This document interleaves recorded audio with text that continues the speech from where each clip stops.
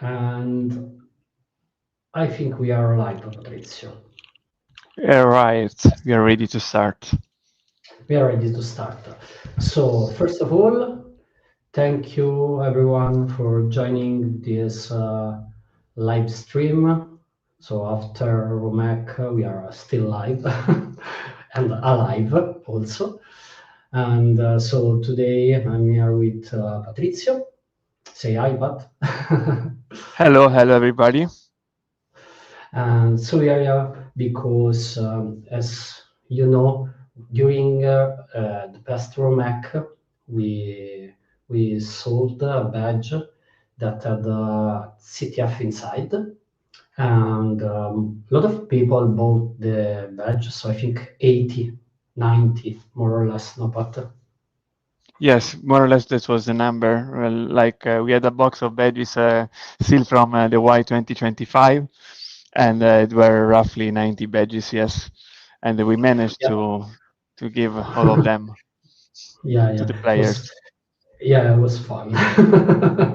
And so we had a lot of players, and during these weeks, so some of them solved the CTF, but today we are here to present to solve the CTF together. Not me, because it's not my business, but Patrizio that made the CTF.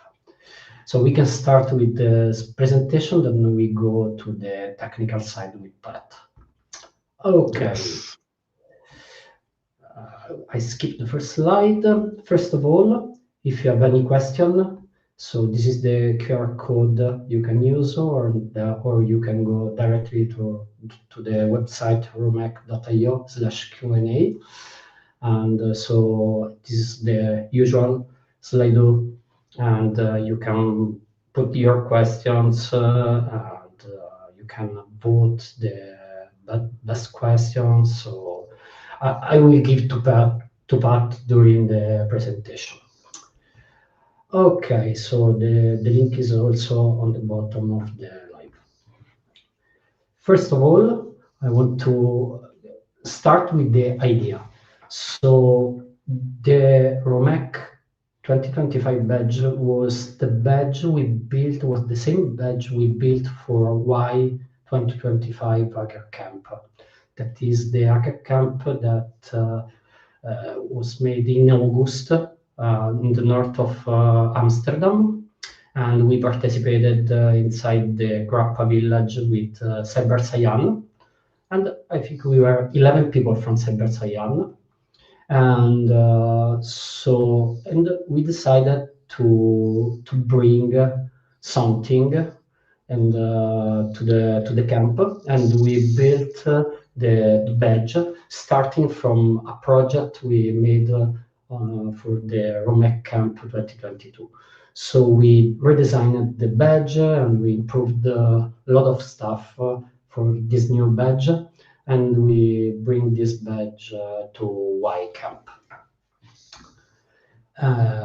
What's the goal of the badge? The goal was to design something that was easy to use, easy to hack, and of course reusable. So, and I think we achieved this goal. Here you can see a lot of firmware hacks that we made during the camp or during the trainings. And we had also the guys from Turin, if I'm not wrong, no, Patrizio? Yes. Yeah, they made, I think, like a series of meetup to try to solve the CTF we made. And this is good at the end. So our goal was reached at the end. Other than that, I just give you some insight of the features that the badge has. So, of course, it's based on an open hardware. So this means that the entire project, including the firmware, is available already right now. If I'm not wrong, right, Pat? Yes, Yeah, it's everything on goes our in GitHub, so you can have a look at the source code if you want. It's based on ESP32 IDF, so basically a very easy framework to work with in C.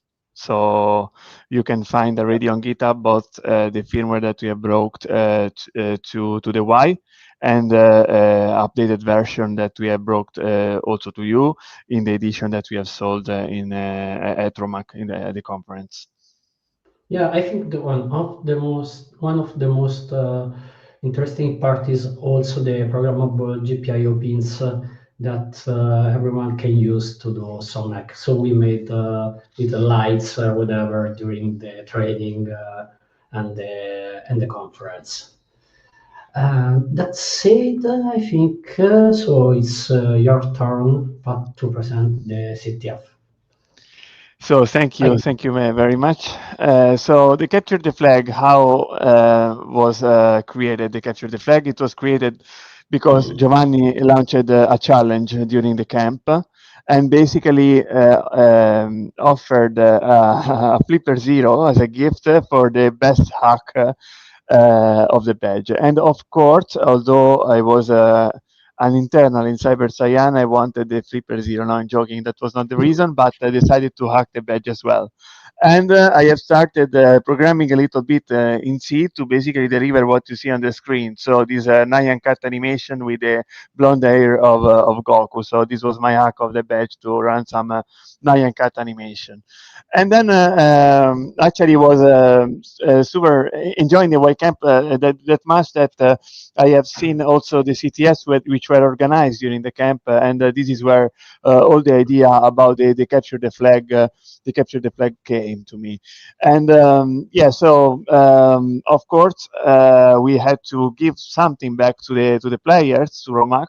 So the first resolvers of this capture the flag would have won a free entry to Roma Camp 2026. And likely shortly after starting the CTF, like let's say in less than a week, we had three winners who you will be able to meet at RomHack next year. And these champions, the people who have won are Seyark and Bonfra and Numbi Dog and Stutman, which gained the third place in the podium all together because they played together actually. But we have enjoyed that much their effort that we have decided to indeed give out two tickets for Roma Camp. So instead of three winners, we have four winners.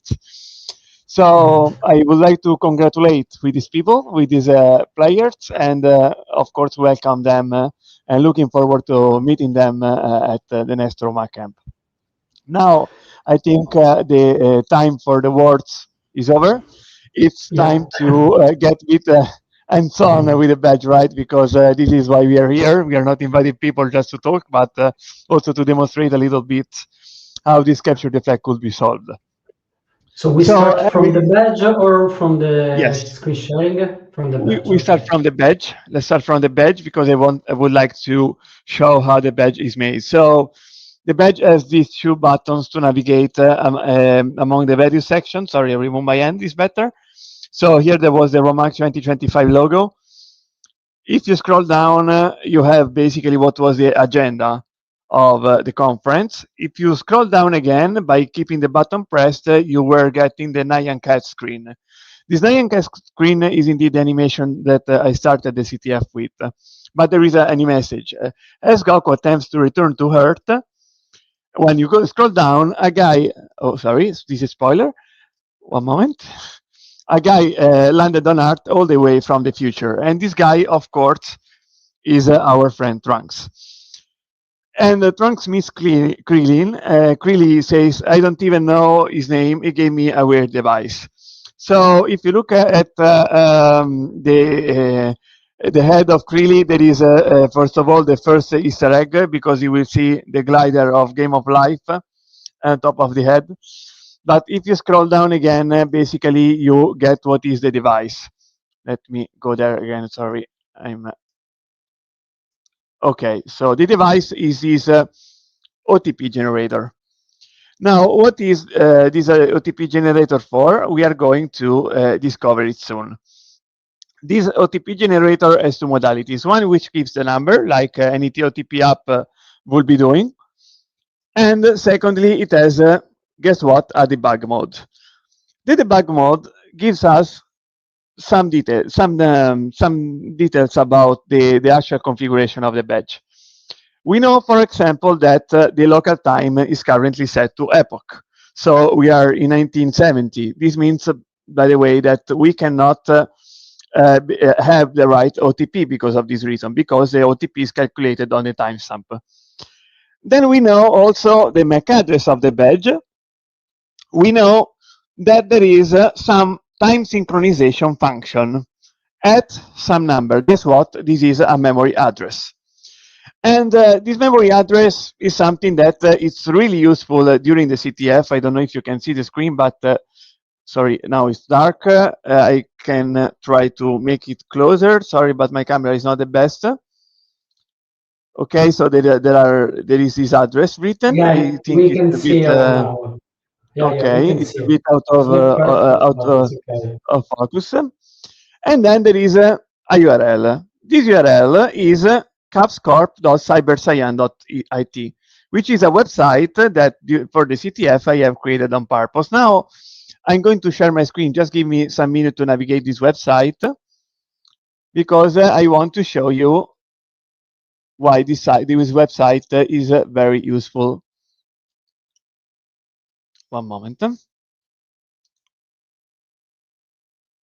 Okay, thank you, Giovanni. I will be using a virtual machine, sorry, but for this phase, I will be using a virtual machine.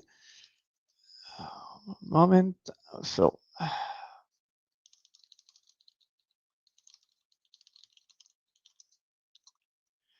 this is the website. CapsCorp, of course, is a fake company mocking Capsule Corporation from Dragon Ball, but for copyright and because we are respectful of copyright, I have changed the name. And joking, I mean, I'm not sure this is really respectful of the copyright, but it was to make the thing fun. And yes, so you have some content. We produce capsules. You know, the capsules are these devices that Saiyans are using in the Dragon Ball universe to have a car right on the fly, and also they throw the capsule on the floor. And Capsule Corporation is a company producing them, not the company of Bulma. And I mean, this step is pretty easy because when you see such static website, the first thing that you do is to navigate through the source code, no?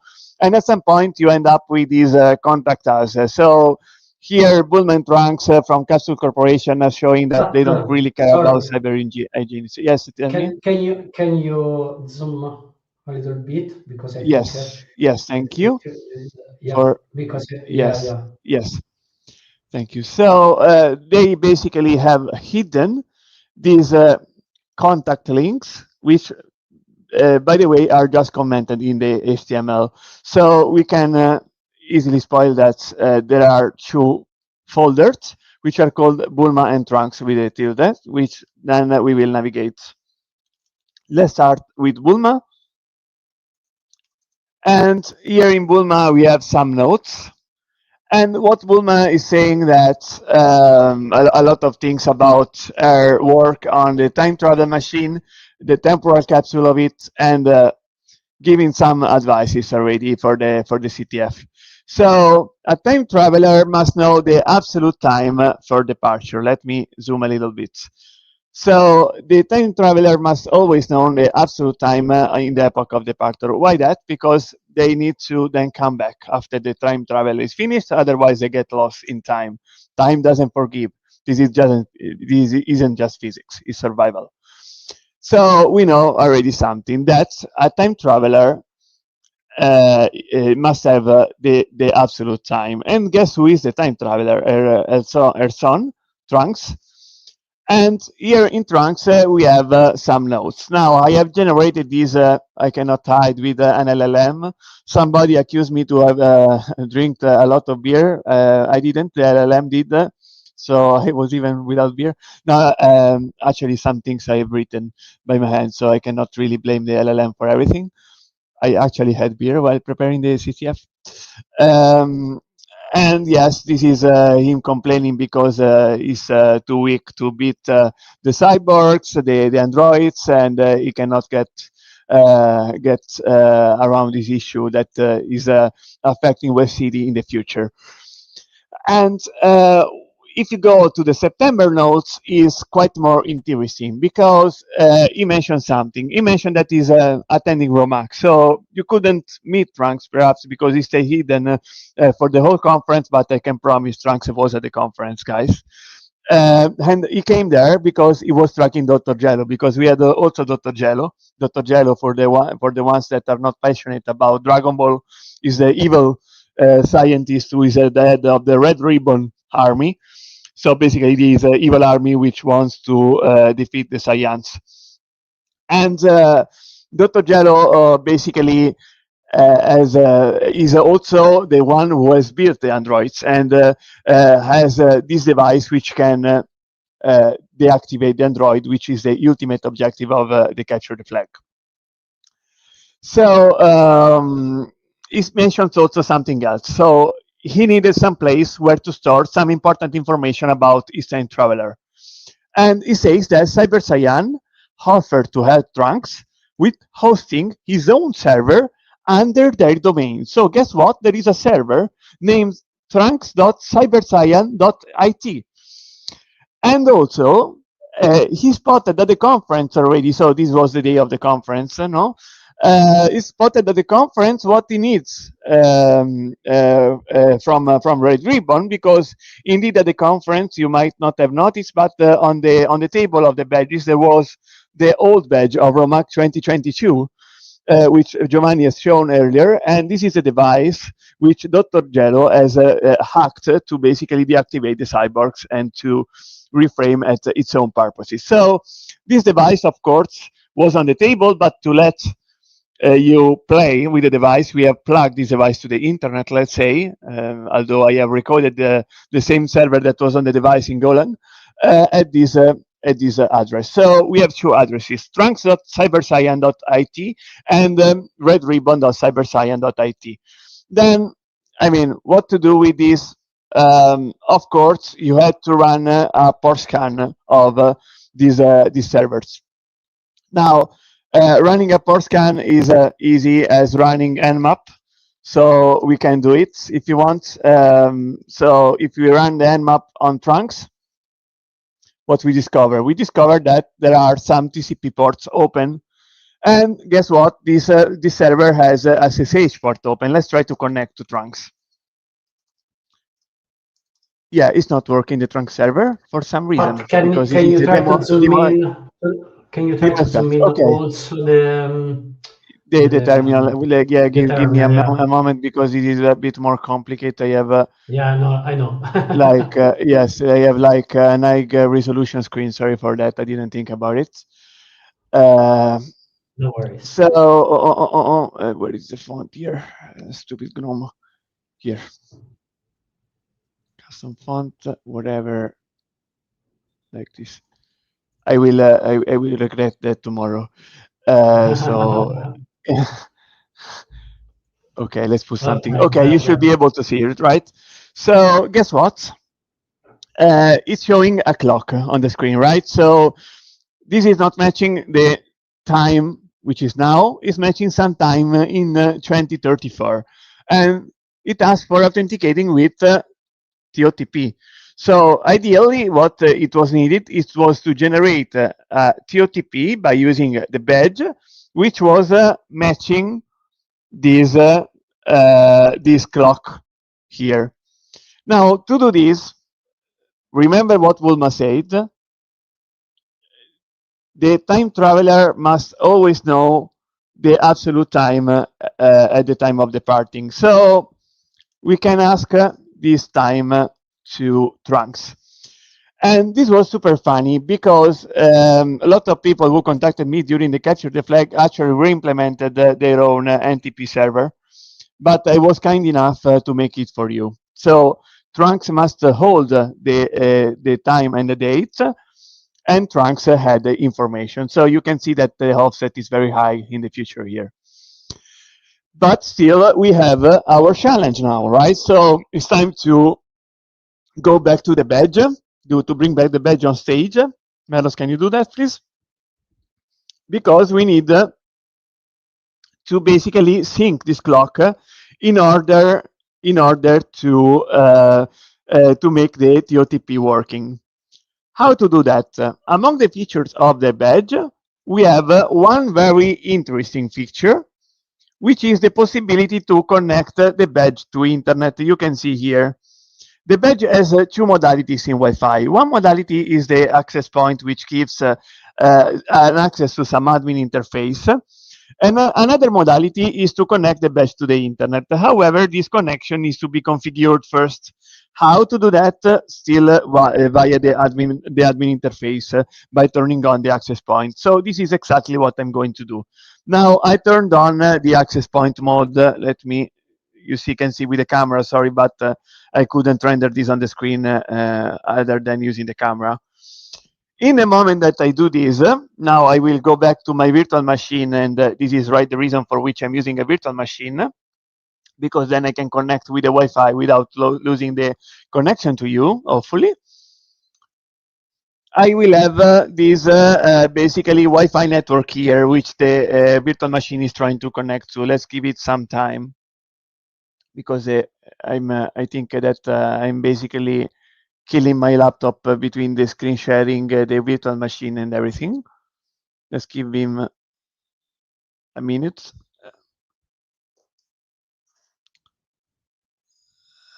Okay, now it should be connected actually, because this has no internet. This is why the icon is different. So the admin interface is available at this IP address, which is shown to the on the badge. And by browsing this, you enter. Yeah, it's loading. Don't worry, it's on the demo effect. It's working. So it has some feature, including. Zoom in, Yes, Pat, I zoom need to in zoom for in me. again. Yes, sorry for that. Thank you, No Merlos. worries. So here you can see the agenda of the conference, which I called Chrome Tab at the time of creating this interface in 2022. You can see the Dragon Reader. You can see this was discovering the badges around, like the reader on the badge. You can see some statistics and information about the badge, and you have finally the admin mode. Here, one of the first challenges, which was very easy, was to discover which was the password of this.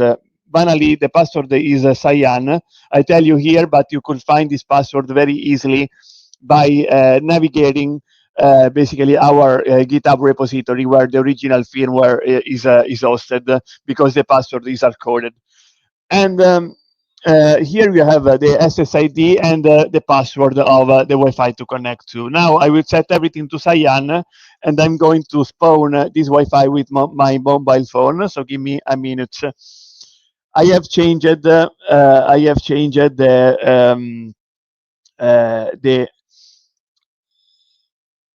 password. Sorry, it had to be cyan123. I'm stupid. Otherwise, Android it won't accept because the password is too short. So cyan123. This is not the password of any of my accounts, guys. So don't try to hack me with that, because you will get password refused. I Really? promise that yes, really, I've used this password just for the CTF. I promise. Okay. I started trying brute forcing your account. Yes, I'm receiving notifications already. The other thing to change is the time server, because as I showed you before, this time server has to match trunks. So trunks.cybercyan.it. And we can change it. Forgive me, but this Wi-Fi with VMware, I have discovered is a bit slow, so we need to wait, but it succeeded. So also the NTP server was changed. And once I have done that, basically, there is something else to do here, because still by looking at the source code now is minified, so I won't waste time here. But by looking a bit at the JavaScript code, you could also discover another thing that is like the Android developer mode.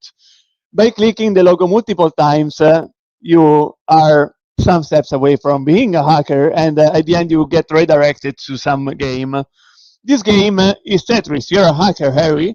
This is a quote from Harry Potter. I don't know why I decided to mix Harry Potter with Dragon Ball. Don't ask me, but I actually did. Guys, this is a beer once again.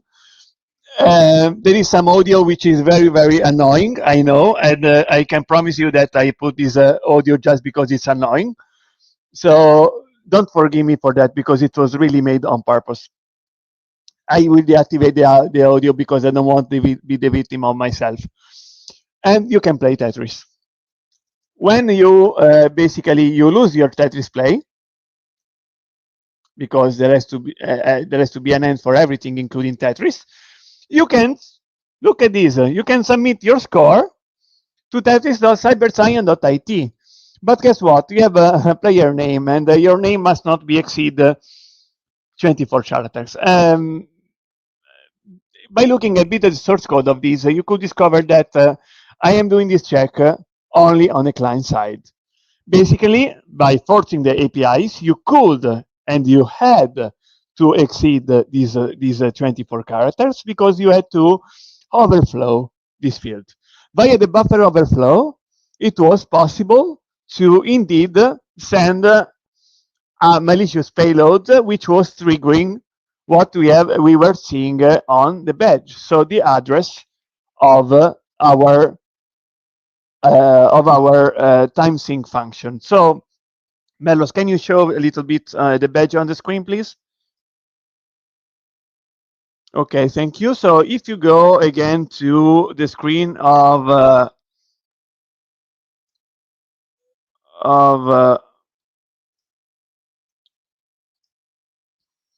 of the debug mode, no? So here we have something written, and this thing is giving you the address. In my case, it's 42009988.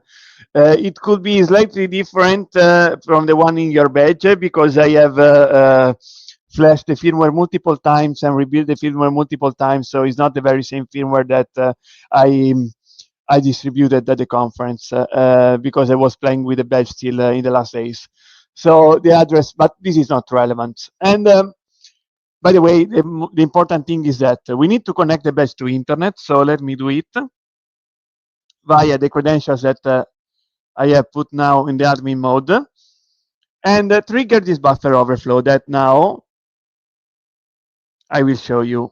So let me make sure that the hotspot on the phone is on. Indeed is off. One moment, because this needs a bit of patience.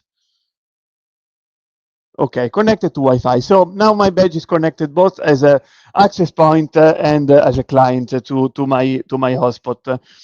So let's get back to my terminal with the huge fonts. No, sorry, I need to open another terminal with huge fonts inside the virtual machine. And something happened with the Wi-Fi, so I need perhaps to check it. One moment. Yes, let me check what's going on the badge. This is this time the demo effect, sorry. I need to reconnect everything because of this Wi-Fi. One moment. This I don't care. And this I zoom in the meantime a little bit so that you can read. Perhaps a bit too much. So while I fix the connection of the badge, I can show you already the exploit. One moment. So turn on access point, connect to internet, and the badge should be back online. Check the phone. Okay, the badge should be back online in a second. Perfect. So let's go basically to what was the exploit. Let me open with no, I don't have Beam here, Beam, so that we have also some nice syntax highlighting. So by inspecting the source code, you could discover that when you win the Tetris play, you are indeed submitting a payload to this URL here, which then has some C code in the backend to forward the results to the backend, which indeed corresponds to basically tetris.cyberscience.it, which I can show, but with the browser on my machine. One moment.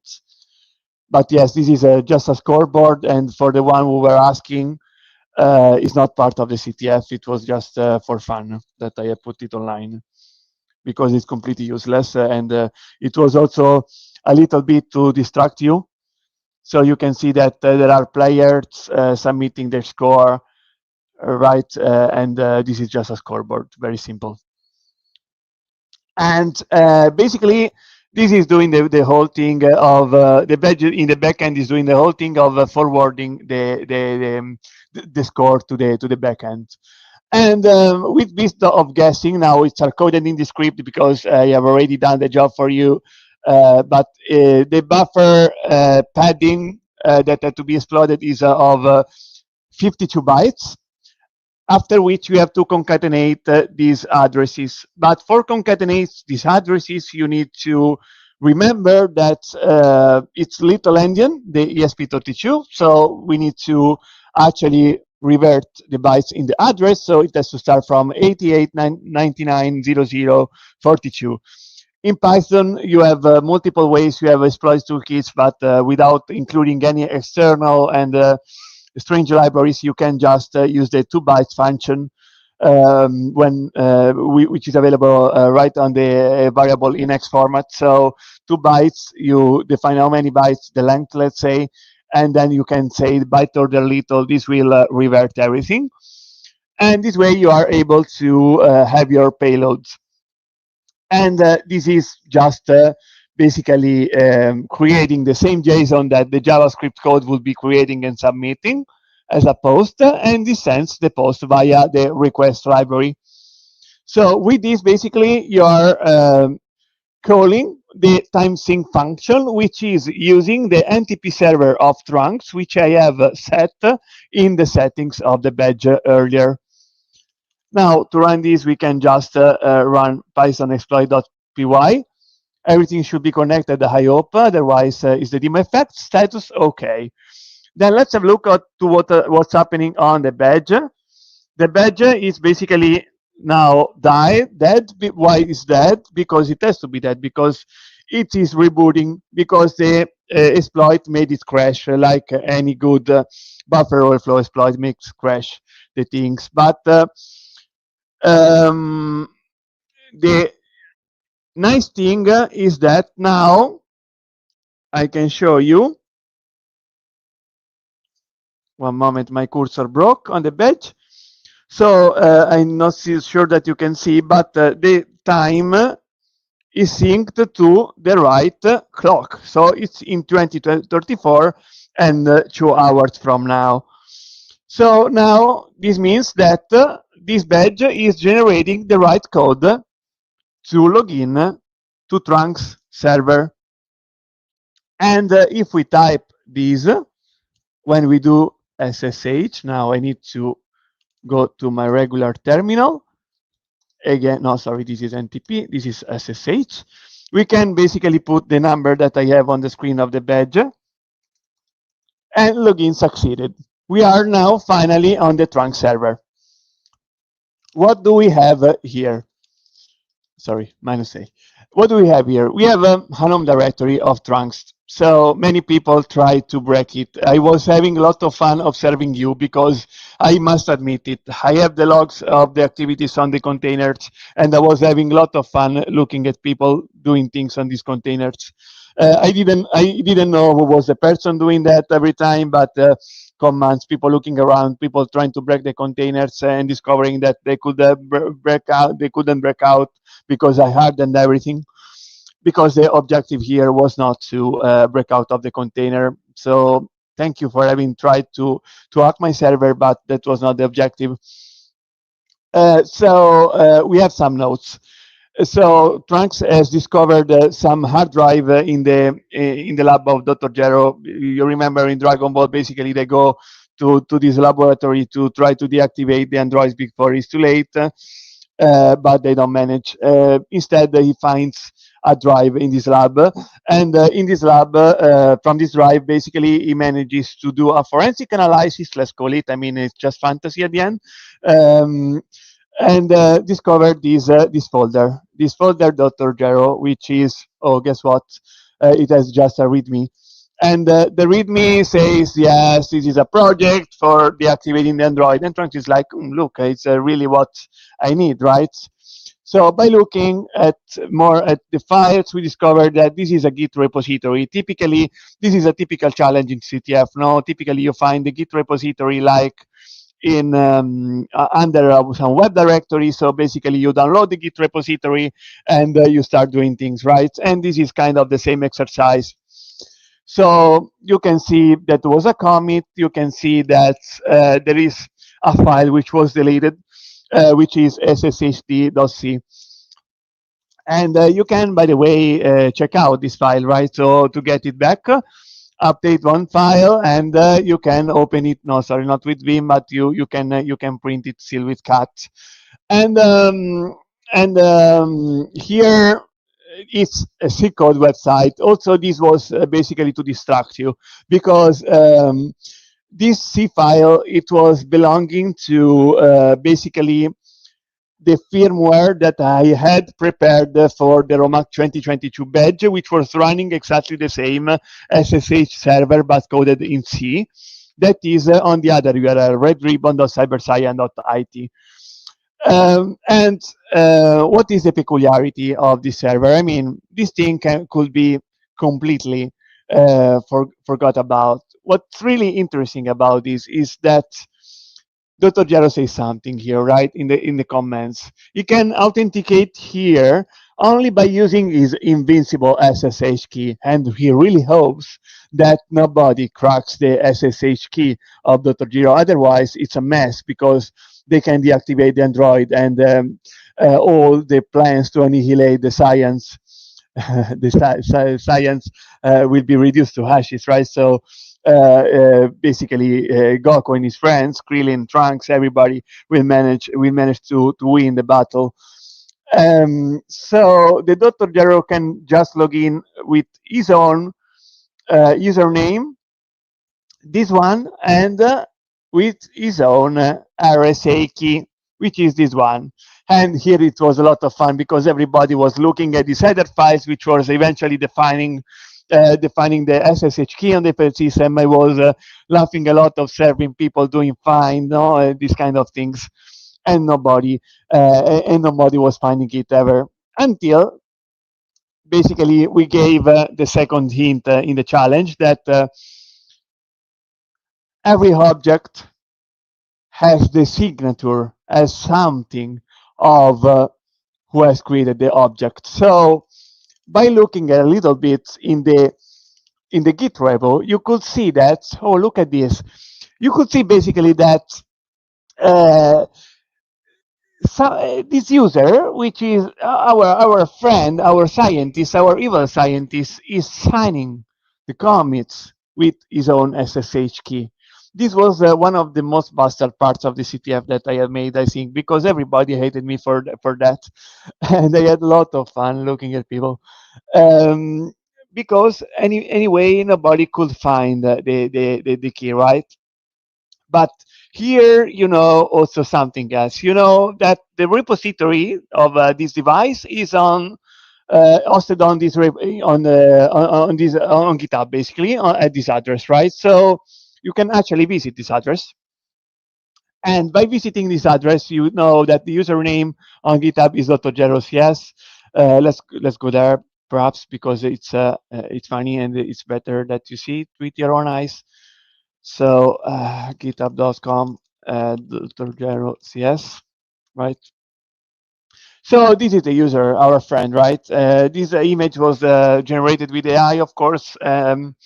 It's funny because AI left some JPEG artifacts, some others I have put with GIMP on purpose. So a lot of people started investigating on the image, trying to find if there were some hidden information with steganography. I did on purpose because, yes, I'm a bastard, as I said, and this wasn't the trick, right? But if you go to the repositories, yes, guess what? This repository is private. Dr. Jerry is Zoom not in, really. zoom in Yes, to I the can zoom in. browser, please. Yeah. Yes. So the repository is private, so Dr. Jero is not really exposing it. But the thing on GitHub, when you basically have the signatures, is that you can basically, let's say, discover where the SSH key can be. So in principle, SSH key, of course, is asymmetric encryption. So RSA, so you have a private key and a public key. What you can discover from GitHub, unless the user is an animal, and time by time, this also happens on the job, is that the user hosts some private keys on the repository, right? But these are not really developers or users, these are animals, in my opinion. Sorry for the rant, but this is really what I think about people uploading SSH keys. So our scientist is just a bit ingenious, is not an animal. He loaded the public key, but is not really taking care of a player, the one who won. Steyerko said is not taking care of his cyber hygiene, and this made me laugh a lot because it is true. So this guy basically is using basically the same private key that he uses to sign the commits also for logging in into the remote to deactivate the cyborg. So it's basically the same key. And in the moment that we discovered the public key, remember what Dr. Jero was hoping in the source code comment, that nobody is able to crack it. So the goal here indeed is to discover the public key and to crack it. Now, the public key is something that I have generated on purpose to be cracked. How did I generate that? Basically, RSA key, RSA, how it works, right? Because now it's nowadays it's another common topic because of quantum cryptography and the problem of factorization, right? So in the moment that you generate a key pair in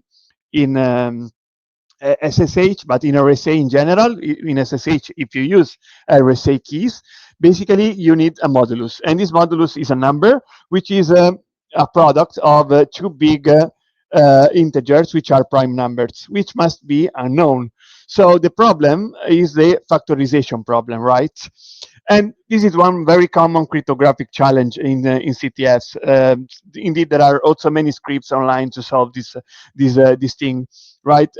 Because if you know the two prime numbers which have been used to generate the modulus, then basically you can recalculate what was the private key. And this is what the modulus is also what ties together the public key and the private key in SSH, so that they match basically, so basically here I have generated this modulus with two prime numbers, of course, so it's a strong SSH key, but I have uploaded for you the two prime numbers on one website, which is called FactorDB, which is very common for this scope, and basically consents you to know known factors, and this is used by all the scripts using CTF for hacking RSA keys. So the goal here was exploiting that. But where to find this public key? Because if you are using the these endpoints here, you don't find it, right? No, this is page not found, sorry. api.github api.github.com/users.0. You are not seeing because it's small, but I cannot do anything. I will show it to you later. If you go here, you will find an empty set, right? Let me go with a terminal so I can zoom a little bit. One moment, because otherwise I know that it's inconvenient for you because of my screen resolution. God, what's going on here? 1 moment. Okay. Oh, damn it, my password is not passwording. 1 moment. Okay. When I do Alt and Tab, Alt remains always selected in VMware. Don't ask me why. Let me connect the internet connection and turn off the Wi-Fi so that it's a bit.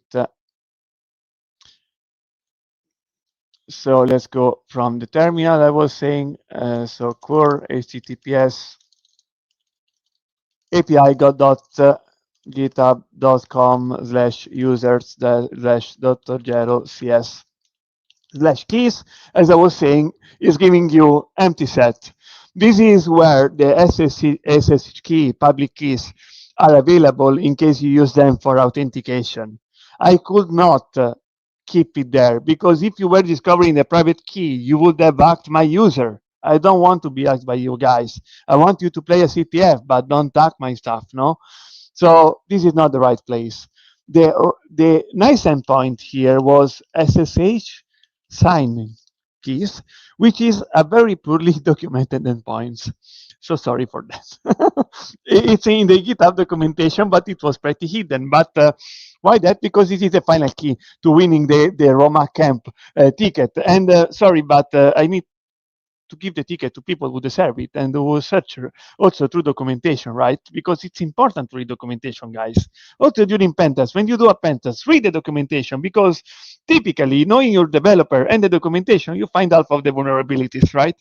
So just by reading the documents, and you can sniff some of them, right? So read always the documentation. This was the lesson learned of this exercise. And basically, we can use JQ to make it colored, but JQ also to basically go straight to the public key, right? -r, minus key. And this way we have, right, our SSH key, right? So let me go now to this other folder where I have a nice tool named RSA CTF tool. So we were saying this is basically our public key, which is yet not useful because it's what the server is accepting. And here the thing is very, very easy, because we have this tool which is called RSA CTF tool. RSA CTF tool can basically accept the public key from one file. Let's put the standard input and dump the private key. When you do this is the private key. Guess what, right? Because it's downloading the factors from FactorDB and regenerating this payload, right? So this is indeed what you need to connect to the server. So this we call priv.pem. We insert the content, we save. Right, guys, have you noticed that I know how to exit Vim? This was a good thing to learn during my IT career. I know how to exit Vim. So we need to change the permission, otherwise SSH will refuse to use this key, and then we can connect finally without mistyping to our server. But you remember, Patrice is not allowed because the user is AutoGer, right? And look at this. No, this is the red ribbon, and welcome, Dr. Gerald. You have successfully authenticated. You managed to crack the Dr. Gerald. Press D to deactivate the androids. Now, the fun part of this was on the badge, because they have made some LED animation when you were deactivating the androids, which you cannot enjoy in this version of the server. But anyway, nice with the ribbon. So here I was asking for the MAC address, but just to make sure that you had a badge, and here was the token to exchange for getting your RomHack Camp ticket. Now, the CTF walkthrough is over. I know that I was crazy with this, and I am not sorry for that. I hope you had fun attempting to solve it, and I hope that you solved it before seeing this live, so that I didn't spoil you too much. Okay? So, Pat, a question from me. Yes. How much time you invested in the CTF? In total, I think 7 or 8 nights. Making 7 or 8 nights, because it was always during the night. I went to sleep all the night, every day, like at 4 a.m. Waking up the day after to work, actually. But I was coding a lot, and when I start to code, guys, I cannot stop anymore. This is my problem, actually. And yes, I mean, I noticed that I missed 2 slides, and so yeah, I can talk about them now, right? Yeah. Yeah, indeed. No, this was the challenge of the CTF, because there are some ingredients. This is also useful to you if you want to build your own CTF. So first of all, let me remind you that all the content of this capture the flag, including all the backend components, the servers that you have seen, are all loaded, uploaded on our GitHub repository so that you can look at the source code and see on the backend what's happening to make this working. It needs a lot of imagination to design the storyline. Of course, I got inspired by Dragon Ball, so I should give all the credits of this imagination to Akira Toriyama. But apart from that, I had also imagination to imagine a little bit of storyline. This was to making for making the CTF to make the CTF more fun for you, because otherwise it's just the usual boring boot to root. Come on, no, and who cares of doing a CTF which starts from an hardware badge if I don't have a Dragon Ball based storyline at the end, right? So this is why you need a storyline. Then you need to dissect the storyline into phases, because the CTF has to be consistent. Because already doing a consistent CTF, solving it is difficult for the ones who didn't design it, right? So I can do this, but because I'm the writer of this story. So guys, if you give me this CTF but made by someone else, I cannot do it. Sorry, I'm not even skilled. I barely know how to exit film, right? And of course, programming in 4 different languages, because there was a C for the badge, there was PHP for the Tetris scoreboard, there was a JavaScript for the badge, and I have a nice story because the Tetris is coded in JavaScript, no? And it was at the time of RomHack Camp 2022, because all our secrets were themed around Tetris, and we had a lot of them, right? So at some I point, remember, I Melos called me. remember. You remember when you called me in the middle of the summer and asked, "Can you write a Tetris game in JavaScript?" But Yeah, I look remember. at it. It has to be very small because we don't have that much flash on the badge, and Yeah. it has to stay there, right? And this was another crazy coding session actually to make the Tetris game be very minimal, also with the music, which is annoying. And then Yeah. yeah, and then Golang, because all the servers, so the SSH server of the website, I mean, yes, it's showing some directories, but are not directories, are all endpoints served through Golang. I wanted to keep this very minimal in order you not to hack it in the unattended way, let's say, unexpected way, right? I wanted you to follow the CTF and not really to hack my server. Um, I'm just curious. trans, yes, If you used AI for yes, I did. building, writing code. Yeah. Yes, I did, because otherwise it would have been impossible. I used AI. I used AI in particular for some specific ESP32 code, and Okay. I had a lot of difficulties. Guys, I don't like AI for programming. I think it's dangerous for 2 reasons. First, because it removes the fantasy, the imagination from the developer and the creativity. And programming is really about creativity, because it does really too much for you, in my opinion. But this is just, I don't want to oppose to AI. I'm in favor of a moderate usage of it. But when it's too much, it's too much. And is introducing vulnerabilities into the code in many ways, guys. I was constantly getting vulnerabilities in the C code that was generated constantly, constantly, and likely I have skills there to recognize the vulnerabilities that I could prevent them. On the other hand, it was not respecting the choices that I had made in terms of the versions of the library, so not respecting my signatures, the signatures of the version used, for example. So I had C functions wrongly called with wrong arguments. It was a mess, basically. So I used AI for inspiration, let's say, but most of the code I had to write myself. Oh, okay, okay. Um, So we had yeah, also the rant for against yes.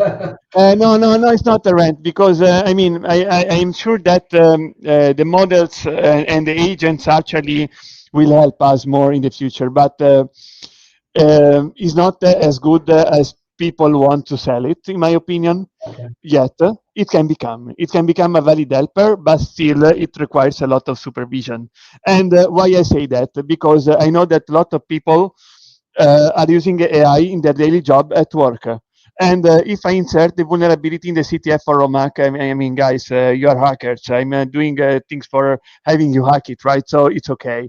But if you insert code which is malicious or code which is vulnerable in production in the companies, guys, please don't. No, right? So it's important that the developers keep eyes open always, in my I agree. opinion. I agree. I Yeah. agree. So this is just my message, but I'm not against AI. So this I want to Yeah, be yeah. clear. And last Uh, but not least, building all together. yeah, That's building all together. So hosting. So yes, of course, creating the assets online, right? Creating the websites, hosting on Azure because we have Azure with the association. So it's a using free account. It's the a free nice links. account, Yes, so you can. it's a free account from Microsoft. Yes. So there uh, was a little infrastructure job there, let's say. Yeah, and so we discussed this before also that the version that we already have on our GitHub account will be improved in coming days, but everyone now can try by himself the infrastructure, whatever, and build the CTF by themselves at the end, no? But I think that you told me that we will have like something to like Yes, build that's correct. easily. That's correct. Yes. So currently you have a repository on GitHub, which I can of course show you already, which basically contains everything that you need. Also the backend components, which are still live, but I'm putting offline because I need to save free monies. Now I need to reuse the server for something else. No, sorry, this is Dr. Gero. Let me go to Cyber Cyan IT. IT. And Um, I switched to your screen, but Yes, no, that's my fault because I was on the okay, wrong no, screen. okay. Yes. So Uh, here you can find the Y badge, but if you go to repositories, you can find the CTF badge, okay, firmware.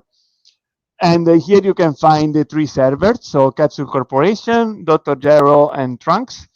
Trunks is, of course, one of the most funniest because it had this thing of the NTP server and also the SSH server. And here is basically what is the content of the file system that you were seeing on SSH. And here you have basically the code of the Docker daemon, which is basically showing the clock. These are the digits of the clock, right? And this was the, sorry for the Italian comment, but this was calculating the TOTP with the fake clock, and this is the part spawning the container of the file system that you were seeing. Why that? Because I wanted isolated workloads in the moment that you were logging in to the server, because otherwise everybody could see modifications to the file system of everybody else. So I've used this very dirty thing of running Docker this way. I know that could have done better by connecting directly to the Docker socket, but this did the job. So please don't complain. I mean, it's not vulnerable, so it it's just okay. works. It Yeah, it just just works. works. And yes, and was cleaning itself after you were closing the session, so it So worked for the purpose. I want to also add the fact that so you started working on the CTF after the Y camp. This means that Yes. we went to the Y camp in the middle of August. I think I don't remember. It's like 10 of August or whatever, 10, 12 or whatever. And the conference was like at the end of September. So you had just a month to to to build the CTF and all Yeah. this stuff that and with the holidays in the middle. So I think is a really good job. I'm really Thanks. impressed by that. So and I think you are crazy at the end. Yes, I am a little bit. I am a But little bit, right? Are there any yeah, yeah. questions from the audience? I don't know via Slido. Did we No, get anything? Via YouTube no, no comments, question. anything? No, no question. No question comments. Okay. But I think that we can. proceed because so we are like 1 hour is we are in time, so we can Yes. go to the final slide. We are at the end of the presentation, and of course, I think that we can invite everyone to the next RomHack Camp 2026 that will take place in Rome, of course, from September 25 to September 27. So 3 days of hacking with lots of people, communities, whatever content. So we are already working on it. So I think that will be a good occasion for having another CTF probably, but Yes, yes. I'm already thinking about something, but I won't spoil anything because it has to be surprising, let's say, right? So you won't enjoy it. Okay, okay, good, good. So I think we are at the end of the live, and I thank you. Really, I really thank you, but because you made something that most of the people enjoyed. So they hated you, but it's Yes, but for fun. but it I'm was still alive. challenging. Nobody killed me. Yeah. Exactly, but it was, I think, it was challenging, and people had a lot of fun. So, and I'm also sure that this live can help people to reproduce or work on the CTF because someone was stuck on some point, I know, and so they were waiting for the solution since days, I think. And other than that, I think that we will shut down the infrastructure, right, tomorrow or the next days because we have to give back our galleries to our community. So so that's it. Yeah, I don't know that's if it. you want something. Yes, as a closing note, I would like to congratulate again with the three winners. I would like also to outline that they have sent us also some write-ups. The write-ups are on their personal websites and will be linked also when I will prepare the documentation of everything. Because I'm preparing the documentation of these, I'm preparing some Docker Compose to spawn it and to let you understand a little bit better how to bring the infrastructure up also, so that if you want to build your own exercises for hacking events or whatsoever, also modifying these. I mean, it's open source, so do whatever you want. You have at least a basis right to start with. And yes, and also these write-ups will be linked in the GitHub repositories. Okay, so giving credits Okay. to the winners. Okay, good. So see you next CTF. Yes, and to Roma Camp, please. Of course, next year. Bye bye. Ciao, Pat. Bye bye, everybody. Ciao, ciao. Bye. Ciao, ciao, ciao.